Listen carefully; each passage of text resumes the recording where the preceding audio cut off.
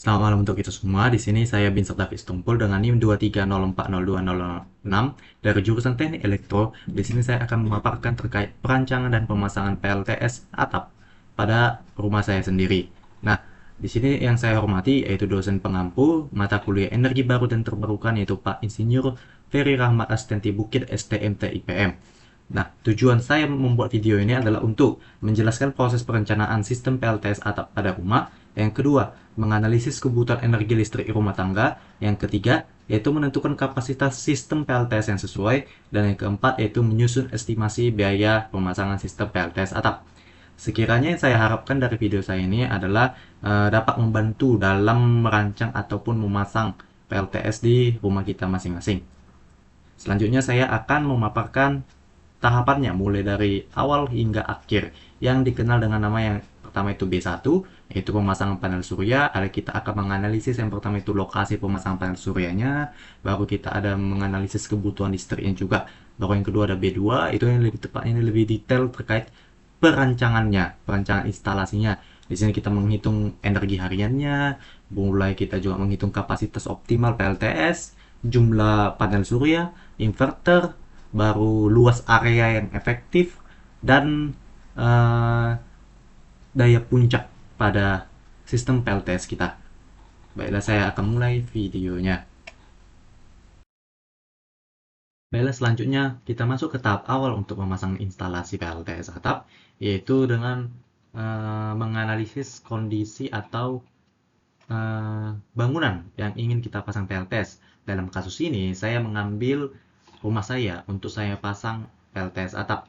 Nah, untuk pemasangan PLTS atap ini, atau untuk mengetahui lokasi memasang PLTS atap, saya menggunakan situs atau web dari Google Earth.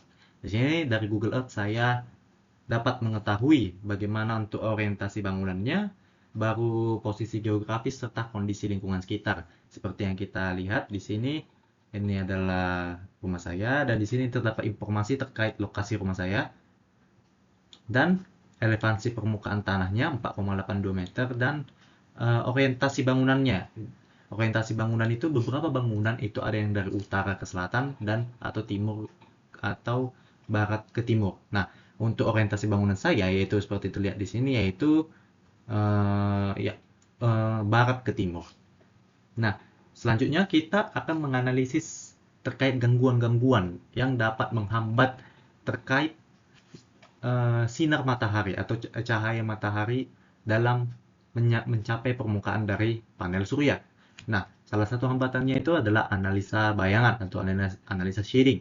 Nah, yang pertama itu adalah bayangan dari atap. Nah, atap di setiap rumah itu ada dua tipikal, yaitu atap dengan jenis datar atau atap dengan jenis prisma. Nah, apa yang menjadi keunggulan dan kelemahannya itu terletak di kondisi memasang PLTS-nya. Nah, untuk atap dengan tipe datar, dia itu lebih mudah karena posisi atapnya itu sejajar sehingga tidak ada kemiringan atau terkait beberapa hal yang dapat mengganggu berdirinya struktur pemasangan PLTS atap sehingga lebih mudah dalam memasangnya. Kalau untuk atap jenis prisma itu kan ada beberapa jenis.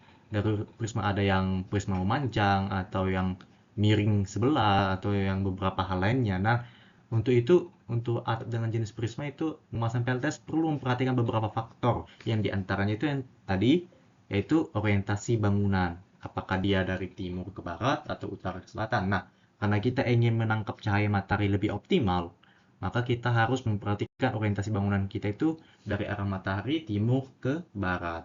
Nah, untuk atap rumah saya sendiri itu termasuk atap prisma yang memiliki dua sisi miring yang saling berlawanan. Nah, selanjutnya itu kita masuk ke bayangan pohon. Nah, pohon itu sangat memiliki beberapa bagian daun yang rimbun ya, yang dapat memberikan bayangan yang signifikan juga untuk PLTS. Oleh karena itu, di beberapa gedung atau di beberapa rumah atau sekolah yang memiliki pohon tinggi itu di dekatnya itu tidak dipasang PLTS karena apa? Eh, karena walaupun misalnya yang terkena PLTS itu hanya sedikit, tapi itu juga udah mempengaruhi namanya optimalisasi terkait sinar yang ditangkap oleh PLTS tersebut. Oleh karena itu kita perlu memperhatikan bayang pohon, itu sebagai faktor yang perlu diperhatikan. Nah, untuk rumah saya sendiri itu tidak memiliki bayangan pohon sama sekali. Untuk pohonnya pun itu memiliki jarak yang lumayan jauh ya, sekitaran 1 meter lah. Jadi saat sinar matahari datang dari timur ke barat itu pohonnya tidak menjadi salah satu faktor pengganggu. Nah, selanjutnya itu bayangan bangunan. Nah, bayangan bangunan ini termasuk juga faktor ketiga yang sangat penting. Kenapa? Karena apalagi di perkotaan, itu bangunan antara satu dengan yang lainnya itu, apalagi dia berdempetan, itu kadang memiliki tinggi yang berbeda. Jadi kadang bangunan yang lebih tinggi itu dapat menghalangi proses cahaya mataharinya. Apalagi kalau orientasi bangunannya itu dari selatan ke barat. Nah, boro-boro memasang PLTS, dengan cahaya matahari yang lebih optimal, malahan bangunan yang lebih tinggi ini dapat menghalangi cahaya matahari secara sepenuhnya atau mungkin sebagian atau setengah dari PLTS atap tersebut. Makanya oleh karena itu bangunan ini termasuk faktor penting untuk kita analisis. Apakah kalau misalnya di perkotaan, apakah bangunan di samping rumah kita itu lebih tinggi dari rumah kita atau bagaimana? Nah, kalau memang lebih tinggi, maka kita cari lokasi yang cocok, yang menghindari dari tingginya bangunan tersebut atau bayangan bangunan tersebut. Nah, kebetulan untuk di rumah saya sendiri itu, tinggi bangunannya itu tidak sampai tinggi kali. Di sampingnya itu ada inilah tembok itu sekitar 1 meter aja untuk tinggi tembok di samping rumah saya, sehingga itu tidak menghalangi cahaya matahari juga. Nah, karena orientasi bangunan saya dari rumah saya itu dari timur ke barat, jadi tembok ini kan di samping rumah saya atau bisa dibilang dari arah selatan. Jadi ini tidak akan menjadi faktor pengganggu untuk pemasangan PLTS atap di rumah saya. Nah, selanjutnya itu bayangan panel surya. Nah, karena inilah kenapa saya bilang itu keuntungan atap datar, karena kan dengan posisi horizontal yang datar, jadi kalau misalnya dipasang PLTS pun yang memang secara bertingkat itu tidak mengalami hambatan sama sekali. Jadi PLTS-nya tidak saling menghalangi satu sama lain. Berbeda dengan atap prisma. Atap prisma karena memiliki miring yang berbeda juga. Ya, kalau posisi rumah saya kan prisma memanjang, dan di sini dapat kita lihat juga ada perbedaan ketinggian juga antara satu atap dengan atap yang lainnya. Oleh karena itu, kalau misalnya kita pasang PLTS atap di tempat yang lebih tinggi dan itu secara bertingkat, itu dapat mengganggu beberapa bagian, atau mungkin karena keping panel surya itu ada beberapa kayak 25 atau 7, atau mungkin dapat mengganggu kepingnya itu 5/27, dan walaupun itu sedikit kan itu, tapi cahaya yang tertolak atau cahaya yang tidak dapat ditangkap tersebut kan juga mengurangi yang namanya optimalisasi panel surya kita. Oleh karena itu, struktur atap itu perlu juga kita perhatikan. Apakah kayak atap saya ini itu memiliki kondisi di mana satu tinggi dan satu rendah. Jadi kalau misalnya dipasang PLTS di sini dan PLTS di sini, dan itu akan dapat menghalangi beberapa bagian PLTS yang ada di sini. Itu juga menjadi faktor terpenting. Nah, di sini juga kita dapat melihat terkait struktur bangunan saya itu terdiri dari kerangka kayu atau gordingnya itu kayu. Jadi kalau untuk memasang PLTS itu masih dapat sanggup menahan bobot tertentu. Namun kalau misalnya bobot PLTS yang kita pasang dengan beberapa komponen tambahannya itu lebih tinggi atau lebih berat daripada komponen struktur penyangganya, itu juga menjadi faktor yang perlu kita perhatikan. Nah, selanjutnya kita masuk itu dengan perhitungan luas atap. Nah, sebenarnya untuk menghitung luas atap ini ada beberapa cara juga atau perhitungan manual. Cuma dengan bantuan dari Google Earth kita dapat mengetahui luas atap kita itu sebenarnya berapa.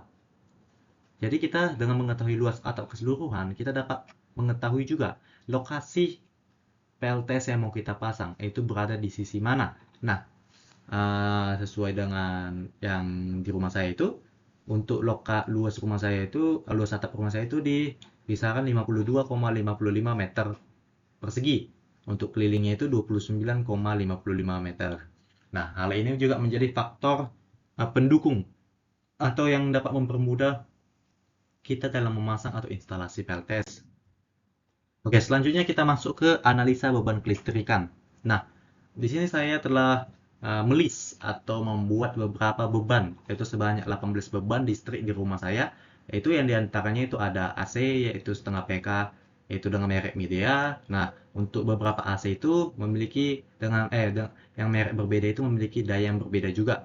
Bahwa ada rice cooker, yaitu Miyako KAW itu 1689RC, baru ada adaptor laptop, cas HP di sini ada 4, 1, 2, 3, 4 dengan daya yang sama, baru ada lampu teras dan lampu ruang tamu dengan daya yang sama juga, lampu dapur dengan daya 15 watt, baru ada lampu kamar 1, yaitu lampu kamar orang tua, lampu kamar kedua itu lampu kamar saya itu dengan daya 10 dan 15 watt, ada lampu kamar mandi 10 watt, lampu belakang 10 watt, dan dispenser Miyako itu 350 watt, setrika 320 watt, pompa air Sanyo itu 125 watt, dan router wifi itu 12 watt. Nah, untuk waktu pemakaiannya itu berbeda-beda di masing-masing setiap peralatan. Ada yang 10 jam, ada yang 2 jam, ada yang 12 jam, ada yang 4 jam, ada yang 1 jam mungkin, ada yang 24 jam. Nah, sehingga energi yang dihasilkannya itu berbeda-beda. Nah, di sini untuk menghitung energi dari masing-masing peralatan itu kita menggunakan rumus, yaitu perhitungan energi listrik, yaitu dengan energi atau WH sama dengan daya dikali lama pemakaian. Jadi contohnya ini AC setengah PK yaitu Midea, dayanya itu 330 watt. Nah, waktu pakai di rumah saya itu dipakai dari malam hari, itu dari jam 7 dari jam 6 ke jam 6 pagi. Dari jam 7 ke jam 4 pagi, yaitu dengan waktu pakainya itu sebesar 10 jam, sehingga kita mengkalikannya itu 330 dikali 10 jam, yaitu 3300 watt. Nah, hasil penjumlahan dari sini itulah yang kita total dengan itulah yang kita total energi atau daya yang rumah kita hasilkan dari beban peralatan listrik, yaitu harinya itu 14.349,25 watt. Inilah daya per hari di rumah saya. Nah, jadi dalam sebulan itu kita dapat menghitungnya itu di sini saya membulatkannya itu menjadi 14,35, itu kita kali dengan 30 hari yang jadi 430,5 kWh itu dalam sebulan. Sehingga untuk biaya listriknya kita dapat menghitung dalam sehari. Untuk biaya listrik untuk seharinya itu pasti kita menghitung dari sini itu 14,35 dikali tarif listrik. Untuk tarif listrik PLN itu standarnya itu yaitu 1.444,7 rupiah. Jadi total per harinya itu rumah listrik saya itu 20.700 per harinya. Untuk sebulannya itu kita dapat menghitung, tinggal dikalikan aja, itu 20.700 dikali 30 itu 621.000 per bulannya. Jadi biaya listrik per bulan di rumah saya itu 621.000. Nah, selanjutnya itu kita masuk ke perencanaan sistem PLTS atau yang disebut ini tahap kedua. Tadi kita telah membahas tahap awal, yaitu dengan mengetahui atau menganalisis terkait lokasi pemasangan PLTS kita dan juga menghitung bebannya. Nah, dimana kita juga mengetahui beberapa faktor hambatannya itu terkait shading dan mungkin kerangka kayunya juga. Nah, selanjutnya kita masuk ke tahap kedua, itu perencanaan sistem PLTS atap. Nah, di tahap ini kita pertama-tama itu menghitung kebutuhan energi kita di siang hari. Nah, di sini saya telah memberikan list kebutuhan energi di siang hari, yaitu ini beberapa yang di siang hari dengan daya, waktu, dan energi yang dihasilkannya. Nah, kenapa yang tadi itu 18 dan di sini dikit, itu sebanyak cuma 10 karena inilah yang di rumah saya pakai dalam sehari-harinya itu di siang hari. Di sini ada kipas, ada adapter laptop, cas HP, dispenser, setrika, pompa air, dan router wifi. Nah, daya yang dihasilkan juga atau daya standarnya juga berbeda-beda dengan waktu pemakaian juga yang berbeda. Nah, sehingga energi yang dihasilkan juga berbeda, sama rumusnya itu daya dikali waktu, sehingga total energi saya di siang hari per harinya yaitu 9,77 kWh. Selanjutnya kita masuk ke kapasitas sistem PLTS atap. Nah, di sini saya menggunakan web dari Global Solar Atlas. Jadi, web Global Solar Atlas ini itu salah satu web yang dapat mengetahui dan memberikan beberapa data yang berhubungan dengan cahaya matahari di sekitar daerah kita. Nah, seperti contohnya di sini dapat kita lihat ini adalah koordinat daerah rumah saya, yaitu Martubung. Nah, karena di sini saya mengambil koordinat daerah saya yaitu Martubung. Kenapa nggak di daerah rumah sendiri atau biar lebih detail? Karena untuk Global Solar Atlas sendiri ini dia mencakup daerah, bukan per rumah. Jadi saat kita memberikan data rumah kita pun dia tidak membaca, tapi dia dapat mengetahui lokasi rumah apa, dia dapat membaca koordinat daerah rumah saya yaitu Martubung. Nah, di sini ada beberapa data. Nah, data-data ini dapat kita gunakan untuk analisis kita beberapa. Ada di sini Untuk photovoltaik yaitu PV, yaitu panel surya, pasti kita mengambil yang atas, itu spesifik photovoltaic power output. Nah, baru ada beberapa data juga terkait mungkin horizontal irradiation, baru optimum tip of PV module, air temperature, udaranya. Baru di sini juga ada beberapa spesifikasinya, ada temperatur, PV out, dan di sini ada di daerah saya itu Magdubung per harinya itu 3,75 kWh atau kWp per harinya. Nah, untuk selanjutnya itu rumus untuk menghitung kapasitas sistem PLTS atap kita dapat menggunakan rumus rata-rata energi harian siang kita per PV out. Jadi, yang tadi, yang per harian siang itu sebesar 9,77 kWh, itu dibagi dengan 3,75, atau bisa dibilang 9,77 itu dibagi dengan 3,75. Sehingga kita dapatkan hasilnya itu 2,60 kWp atau 2600 Wp. Selanjutnya kita itu setelah mengetahui energi harian siang kita itu berapa, kapasitas optimalnya berapa, kita menghitung daya puncak yang dihasilkan oleh PLTS tersebut, PLTS yang akan kita rancang. Berikut ada perhitungan daya puncaknya, yaitu kapasitas optimal ditambah kapasitas optimal dikali rugi-rugi sistem.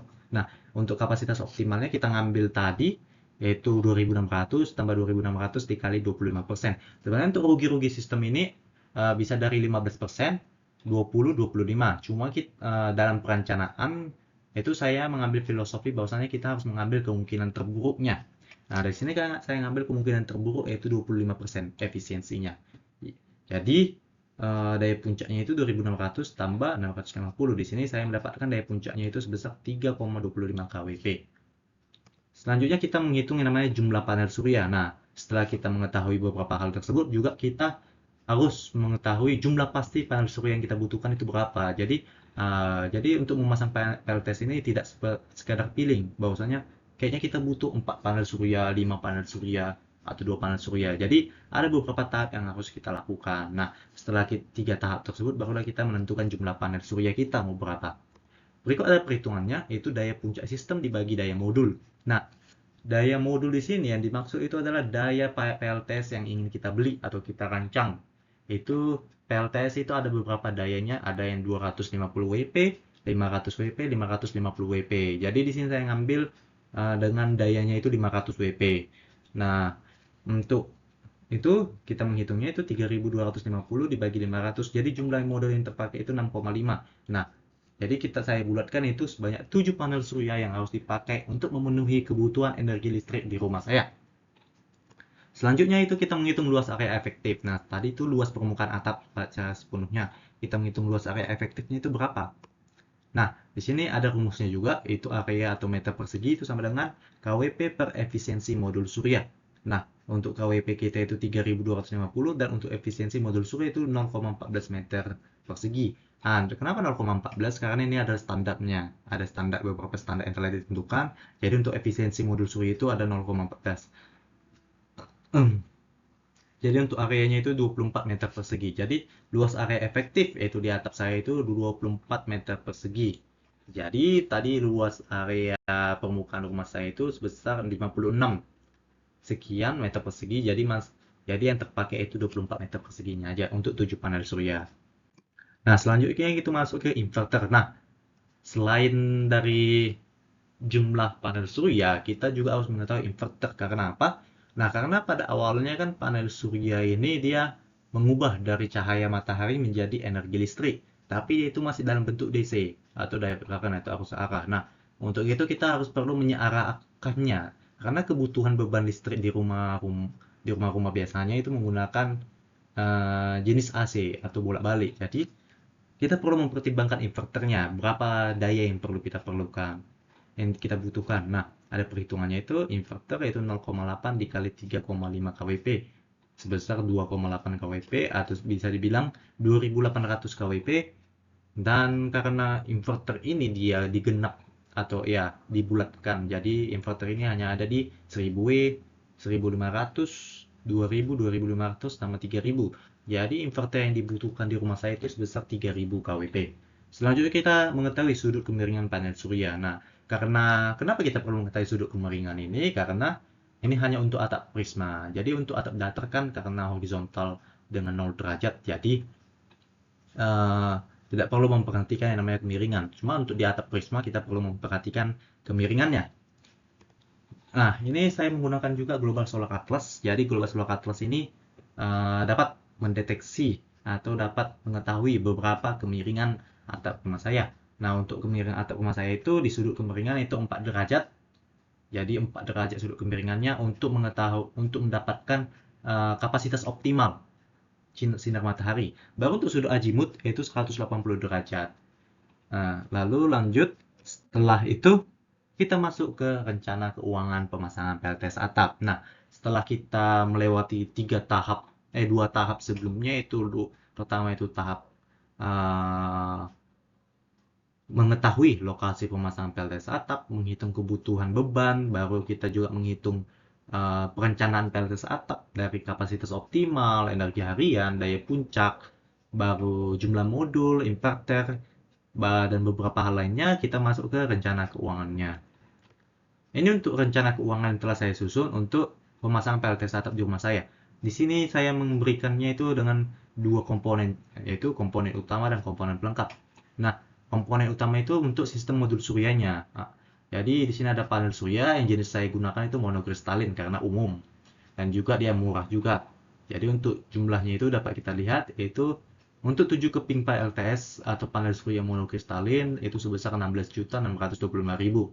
Baru array mounting support dan aksesoris. Jadi array mounting support ini apa? Karena rangka kayu yang digunakan di rumah saya, jadi perlu namanya array mounting support untuk mendukung ketahanan kayunya, yaitu supaya tidak langsung roboh. Jadi untuk selanjutnya itu adalah aluminium rail rooftop, yaitu 1 set untuk tempat pemasangan PLTS-nya. Baru ada komponen pelengkap, mulai dari distribusi daya dan grounding system, ada MC4, MC4 1-in-1. Jadi MC4 ini apa? Ini konektor pelindungnya. Untuk dari PLTS, baru ada kabel distribusi, kabel panel merah dan hitam, baru selanjutnya ada MCB untuk proteksi, ada MCB DC dan AC, baru panel box kecil ya, itu untuk sebagai pusat kontrol kita, baru ada rel MCB, baru ada tiang penyangga kabel, colokan dan kepala colokan, untuk peralatan kerja, jasa layanan, dan transportasi. Oke, baiklah demikian untuk pemaparan dari saya itu terkait perancangan dan instalasi PLTS atap, yaitu di rumah kita atau di bangunan atau dimanapun, itu pasti juga ada tahapan-tahapannya, jadi tidak sembarangan untuk kita memasang PLTS. Di situ juga saya sudah menjelaskan dari lokasinya, kita harus menentukan bagaimana, apakah ada halangan, apakah ada shading, dan beberapa hal lainnya.